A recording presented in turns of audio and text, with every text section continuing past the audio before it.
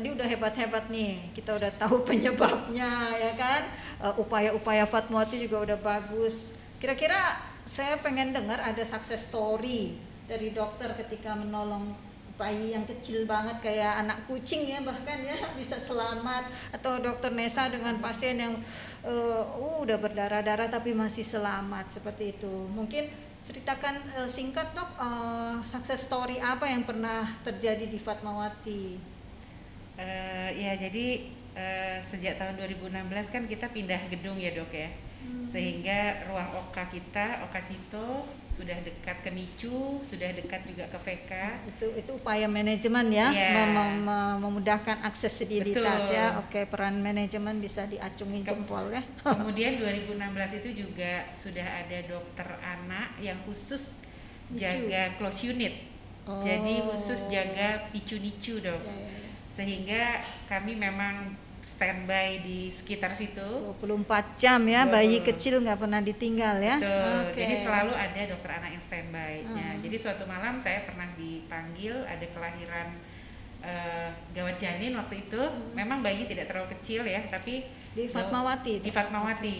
Jadi saya lagi jaga jam 12 malam, lahirlah seorang bayi gawat janin. Jadi SC-nya atas indikasi gawat janin, lahir bayi tidak menangis ya waktu itu.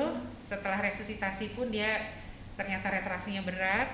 Nah akhirnya karena NICU juga dekat ya dok, langsung kita dorong, itu sebelahan banget tuh sama Oka Sito. Jadi langsung kita dorong ke NICU dan akhirnya kita langsung lakukan intubasi. Kita langsung lakukan intubasi. Bayi kecil bisa ya diintubasi? Bisa. Saya malah yang gede sekarang udah lupa gimana intubasi. Kemudian kebetulan NICU kan waktu itu memang ada dok ya, NICU available. Akhirnya pasien langsung kita pasang ventilator. Nah kebetulan ternyata retraksinya berat tuh dok. Jadi settingan ventingnya tuh udah sampai maksimal ya malam itu. Tapi ya memang karena retraksinya berat, saya ya sudah akhirnya kita terus naikkan setting. Namun paginya tuh bayinya membaik lah dok. Tapi yang saya kaget ternyata 2 hari kemudian saya lihat lagi dia sudah tidak lagi di NICU dok. Jadi setting ventilatornya tuh cepat turunnya. Jadi saya lihat sebetulnya memang walaupun kasusnya berat kadang-kadang ya, tapi kalau kita di neonatus itu ada istilah namanya first golden hour. Jadi kalau ada bayi misalnya dia tidak stabil secara hemodinamik atau dia tidak stabil secara kardiorespirasi gitu ya, kalau kita bisa menstabilkan dalam waktu 1 jam pertama, 1 jam ya dok. 1 jam. Jadi suhunya kita amankan, airway-nya, breathing-nya kita amankan, maka kita bisa mengharapkan prognosis yang lebih baik gitu. Dan mungkin saat itu tuh saya benar-benar merasa wah, benar-benar terasa manfaatnya buat saya gitu ya. Oka Sito sebelahan NICU gitu ya. Kemudian NICU-nya juga tentu peran perawat juga besar ya. Perawat yang mendampingi saya intubasi, pasang ventilator, semua cepat kerjanya. Tim ya. Kemudian koordinasi dengan Obgyn juga lancar ya. Maksudnya kita langsung dikontak begitu ada bayi mau lahir segala macam ya. Jadi saya pikir ini sebuah contoh success story hasil dari kerjasama tim sebetulnya ya. Artinya tidak ada yang satu lebih hebat dari yang lain ya, tapi koordinasi antara dokter kebidanan, anestesi, bidan yang menginformasikan dan mendampingi gitu ya, perawat kami juga di NICU dan dokter anaknya itu menghasilkan outcome yang baik. Jadi saya pikir ini mungkin salah satu kalau di luar negeri itu kan mereka sudah sangat tim ya kerjanya ya, sudah cepat, sangat tim, cepat teamworknya yang mungkin hebat gitu. Kita mungkin kalau sarana sih sudah oke ya dok ya, cukup oke gitu, tapi kadang-kadang mungkin kita koordinasinya nih kadang-kadang mungkin belum lancar gitu. Jadi saya pikir dengan koordinasi dan komunikasi yang baik tuh kita bisa menghasilkan outcome yang lebih baik gitu. Ya, terima kasih dokter. Jadi memang teamwork ya, dengan respon time yang cepat, maka keselamatan bayi dan juga ibu pasti dengan kondisi seberat apapun pasti bisa menjadi lebih baik ya. kemungkinan untuk selamatnya juga lebih besar ya dok ya. Betul. Jadi jangan lagi pakai ilmunya kura-kura ya, biar lambat asal selamatnya udah nggak ada lagi itu. Kita memang nggak ada lagi quick response, semua quick response. Sekarang pandemi gercep kan, nggak ada lagi itu kura-kura dalam perahu. Jadi kalau dari anak senang ya kalau kita bisa menyelamatkan, walaupun kita tahu aduh nih prognosisnya dubian ternyata dia selamat ya. Kita senang kalau bisa menyelamatkan bayi, pasti ibu bapaknya juga senang ya. Kalau dari kebidanan Dokter Nesa, ada nggak cerita sukses yang ini jadi kenangan banget, jadi Fatmawati Award nanti dapatnya? Iya betul dok. Jadi kalau kita lihat di Fatmawati ini, menurut kami sih tim kita sudah solid ya. Tadi ada dokter anak, dokter anestesi, dari IGD, ada triase kebidanan, ada bidan-bidan. Kita jumlah bidan ya lumayan juga sih, cukup banyak ya, ada 40-an, terus dokter obgyn. Nah, kita lihat saja misalnya kasus-kasus yang dirujuk ke Fatmawati itu rata-rata berat. Sebenarnya rata-rata berat. Kalau tahun 2020 dari 1000 sekian persalinan itu ada yang berat-berat itu mungkin sekitar 116 kasus, yang antara lain memang perdarahan, eklamsi, preeklamsi, dan 15 tadi yang tidak berhasil. Yang 100 sekian itu kita anggap memang kita sukses, karena itu kasus-kasus yang udah di ujung, benar-benar di ujung tanduk antara hidup dan mati. Iya, dan itu kayak film dong. Jadi mereka berhasil diselamatkan. Nah, rata-rata memang kasusnya yang berat segitu banyak, dan sedikit yang kita tidak berhasil ya. Tapi kita mungkin terakhir ini ada kasus yang terbaru tadi, Akreta itu loh dok, yang sekarang plasenta Akreta ya. Ya itu memang kalau tidak kerja sama tim yang baik itu hampir mustahil gitu ya. Itu kan kalau harus mulai dari ANC ya dok ya. Iya sebenarnya harus tahu. Iya jadi pasien tersebut sebetulnya memang sudah kita diagnosis sih dengan Akreta, dan memang sudah diplanningkan untuk operasi. Tetapi timbulnya perdarahan itu bisa terjadi kapan saja begitu. Nah, jadi ini benar-benar waktu kejadian di Agustus awal itu benar-benar suatu perdarahan yang cepat gitu, sambil menunggu. Memang dia memang mau jadwal operasi sih sebenarnya, tapi dalam waktu yang bukan saat itu gitu. Masih sekian jam lagi karena memang belum ada perdarahan. Nah, tiba-tiba berdarah, dan itu bisa kondisi ibu begitu shock sampai kita susah untuk mendapatkan ukuran dari tanda vital seperti tekanan darahnya itu. Nah, aduh, oh my god, itu dengan kerjasama bidan, perawat OKA, dokter anestesi, dokter anak bisa terlaksana dalam waktu yang 30 menit itu yang kita seksio ya. Dan ini terbukti. Itu angka indikator seksio sesar ya. Ini terbukti saya lagi jaga itu. Iya. Kayak tahu kasusnya lagi jaga saya itu. Nah, itu ya beberapa kali sih sebetulnya dokter Nadia, ada yang sampai didorong-dorong berdarah-darah karena memang kita mengejar menuju itu dari IGD, dari triase IGD menuju kamar operasi Sito. Nah, itu betul-betul kejar-kejaran. Nah, yang ini dengan juga selain perdarahan ibu shock, bayinya gawat janin, jadi 80 denyut per menit. Untuk bayi itu udah bradikardi adalah suatu kondisi kegawatan yang sudah tidak terkompensasi lagi dibandingkan takikardi tentu. Nah terus itu jadi operasi berlangsung dalam waktu yang cepat, ditangani oleh tim gitu ya. Nah ibu dan bayi selamat gitu. Yang Akreta itu, yang tingkat operasi seksio yang tersulit saat ini diakui adalah Akreta. Akreta ya. Iya. Lagi ngetren kayaknya ya. Iya. Jadi itu selamat ibu dan bayi pulang di hari keempat gitu ya. Jadi puas ya, masih ya. Ini Puas ya. Ya. Itu. Resiko jadi tinggi memang, tapi selamat ya. Iya. Jadi itu tidak mudah, dan banyak yang tidak berhasil juga mungkin ya menghadapi Akreta. Ya kita belakangan karena sudah kerja sama tim yang baik, itu pada menurut saya udah hampir semuanya berhasil. Saya lupa aja kalau saya bilang komitmen ya dok, ya, integrasi, integritas udah harus ada, sama dengan nilai-nilainya inovasi, Fatmawati ya. Ingat kan nilai Fatmawati apa ya? proaktif, peduli, profesional.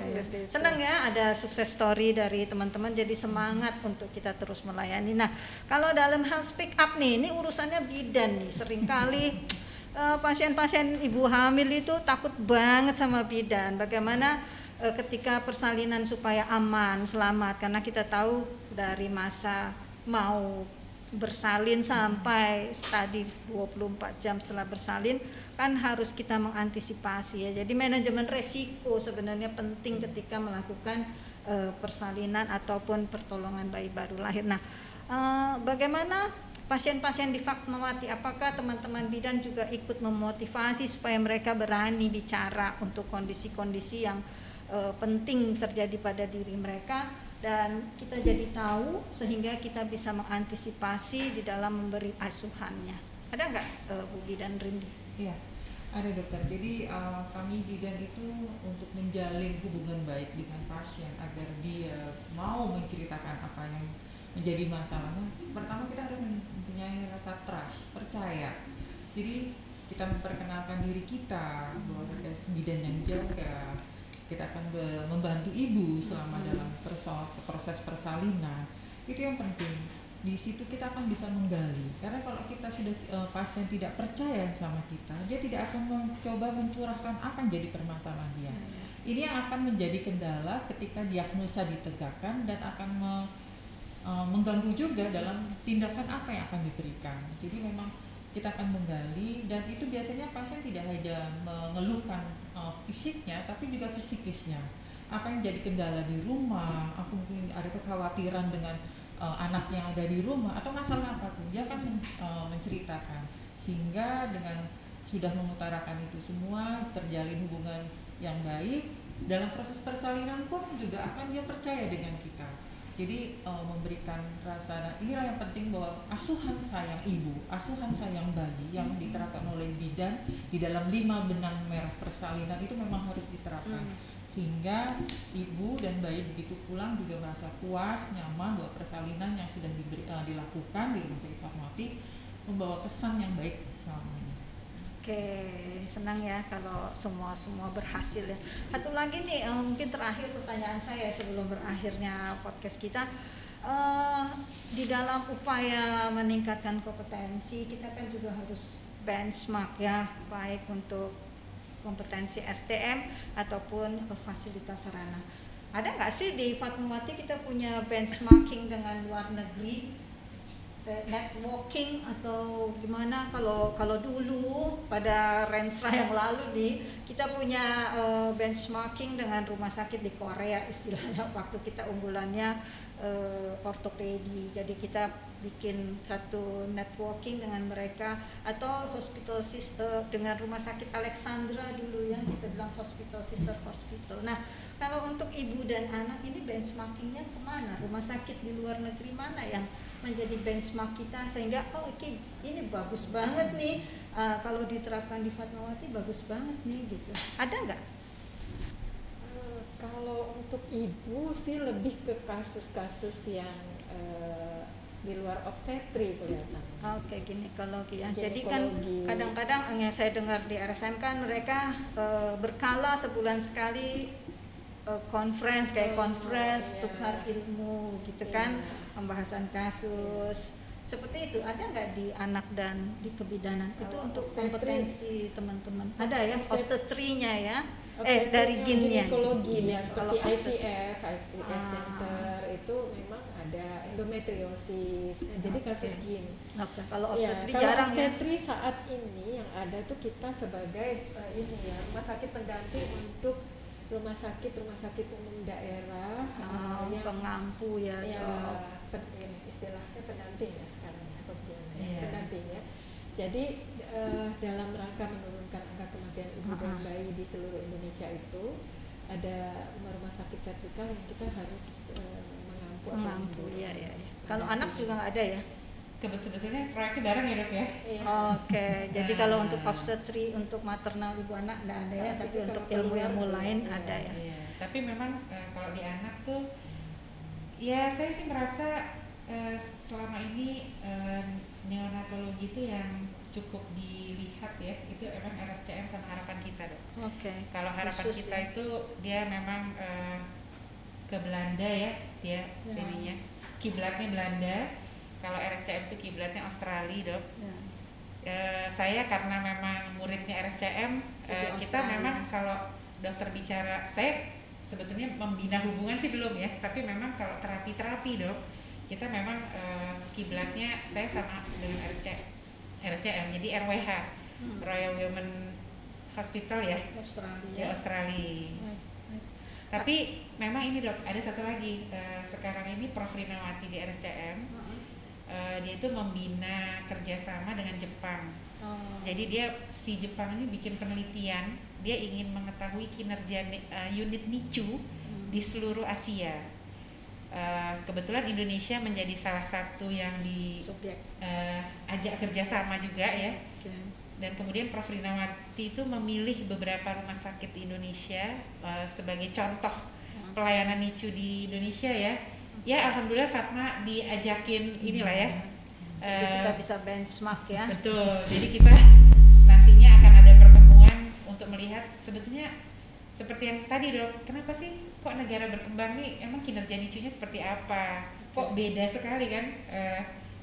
Luarannya beda sekali. Apa yang berbeda NICU di luar sama kita gitu? Ya, itu pembelajarannya. Betul. Baik, Dokter Nesa, Dokter Nadia, Bu Bidan Rindi, nggak kerasa udah waktunya sudah harus habis. Kalau ngobrol-ngobrol maunya panjang ya. Jadi bisa disimpulkan bahwa di Fatmawati ini di dalam upaya menjaga keselamatan atau menjamin keselamatan ibu maternal dan newborn bayi baru lahir itu sudah bisa kita banggakan ya. Karena dari faktor SDM khususnya kompetensinya sudah oke, senantiasa meningkatkan pengetahuannya. Iya. Boleh nambah lagi dok? Boleh, Dok? boleh, apa Jadi lagi? untuk di Fatmawati kita kan ada istilahnya kalau untuk pelayanan ibu dan bayi itu kan di maternal ini terutama untuk diagnostik ya, USG, klinik feto-maternal USG itu kemampuannya bagus sekali kalau ini ya. Jadi dalam mendeteksi kelainan-kelainan, Bisa USG-nya cepat tahu ya. detil ya. Unggulan lah dok ya. Ya, menurut saya itu cukup dicari Oke. oleh teman-teman yang berada di luar Fatmawati, kemampuan itu untuk banyak pasien-pasien yang dikirim untuk Baik pemeriksaan tersebut. SDM-nya maupun alatnya ya. Alat dan SDM dan itu teman-teman juga maksudnya belajarnya sampai kemana-mana di seluruh dunia gitu ya. Jadi memang tidak ke satu tapi setiap ada hal baru mereka berusaha untuk mengikuti. Jadi itu dicari betul dan memang kan rata-rata kelainan di kita terdeteksi ya, hampir semua terdeteksi dan akurat gitu dong. Jadi kita persalinan pemeriksaannya. bisa dilakukan dengan lebih baik. Ya. Itulah kebanggaannya ya, Fatmawati berjaya, bersinergi dan terus bangkit ya. Jadi baik dari kompetensi SDM yang senantiasa diupdate, fasilitas selalu manajemen upayakan untuk dipenuhi, teamwork ya, komitmen. Jadi nilai proaktif kita memang harus terus-menerus dibina. Jadi cukup bangga lah ya bahwa Fatmawati bisa menerapkan apa yang diharapkan oleh WHO dan juga pemerintah, Safe Maternal and Newborn. Terima kasih Dr. Nesa, Dr. Nadia dan Dr. Rindi Rin. sudah bersedia hadir di dalam podcast perdana. Semoga kita semua bisa selalu menjaga keselamatan. Sebelum berakhir kita salam keselamatan pasien. Salam 3 jari, keselamatan pasien. Salam keselamatan pasien, Safe Maternal and Newborn Care. Sampai jumpa.